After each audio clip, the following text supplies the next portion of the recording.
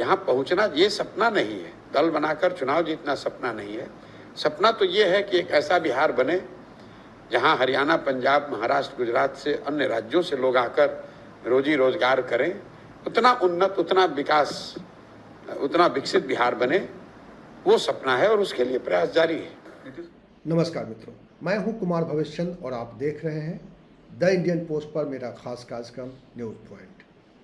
News point में आज हम बात करेंगे प्रशांत किशोर की राजनीति के बारे में। 2 अक्टूबर है कल और महात्मा गांधी की जयंती है। भारतीय राजनीति पर महात्मा गांधी की छाप आज भी है।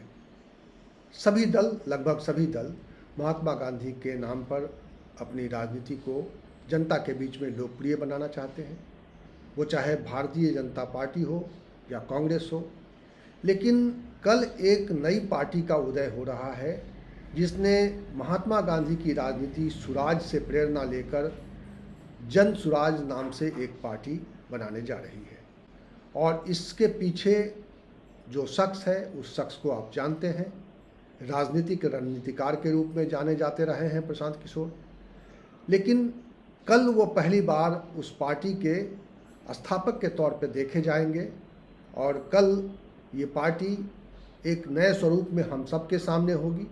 और उस पार्टी को लेकर, इस पार्टी के भविष्य को लेकर बहुत सारी बातें पहले भी होती रही हैं और कल के बाद इसकी चर्चा थोड़ी ज़्यादा बढ़ सकती है। और वो इसलिए भी क्योंकि बिहार में प्रशांत किशोर के प्रयोग को अलग अलग नज़रिए से देखा जाता रहा है।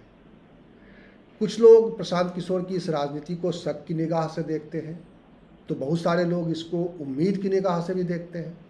बहुत सारे लोग ये मानते हैं कि प्रशांत किशोर जिस राजनीति को लेकर आ रहे हैं, अगर वो कामयाब हुआ तो बिहार की तस्वीर बदल सकती है।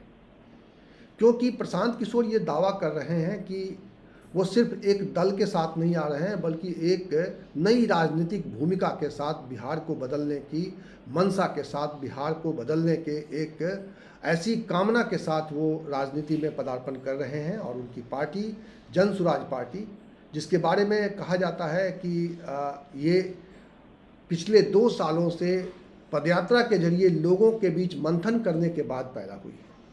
प्रशांत किशोर बार बार ये दावा करते रहे हैं कि मैं इस पार्टी के पीछे नहीं हूँ, बल्कि मैं बिहार के लोगों को जगा रहा हूँ जो लालू के डर से भाजपा और भाजपा के डर से लालू और नीतीश को वोट करते रहे हैं।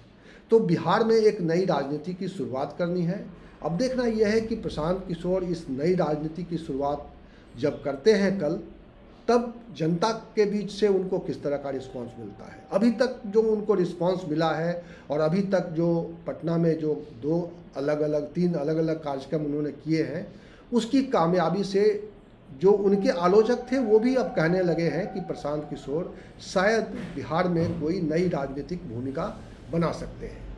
हालांकि प्रशांत किशोर बार बार ये दावा करते हैं कि जब वो नई पार्टी बनेगी, जन सुराज पार्टी जो बनेगी, उसके वो मुखिया नहीं रहेंगे, वो उसके पीछे एक ऐसे व्यक्ति के तौर पे ज़रूर देखे जा रहे हैं। और वो खुद भी मानते हैं, वो कह रहे हैं कि मैं ऐसे लोगों को आगे करूँगा जो बिहार को लेकर बड़ा सपना देखते रहे हैं और उनको एक नया बिहार बनाना है, एक ऐसा बिहार बनाना है जिसके भारत के विकास में बड़ी भूमिका होगी, जो दूसरे राज्यों की तरह ही खड़ा होगा, दूसरे राज्यों को नौकरी देने की स्थिति में बन जाएगा। वो एक ऐसे बिहार की कल्पना को साथ लेकर चल रहे हैं। अब देखना है कि ये इतना बड़ा सपना है कि जो बिहार माना जाता है कि पलायन की वजह से दूसरे राज्यों में, बल्कि दुनिया के कई देशों में जाकर वहाँ के लोग मेहनत मजदूरी करते हैं।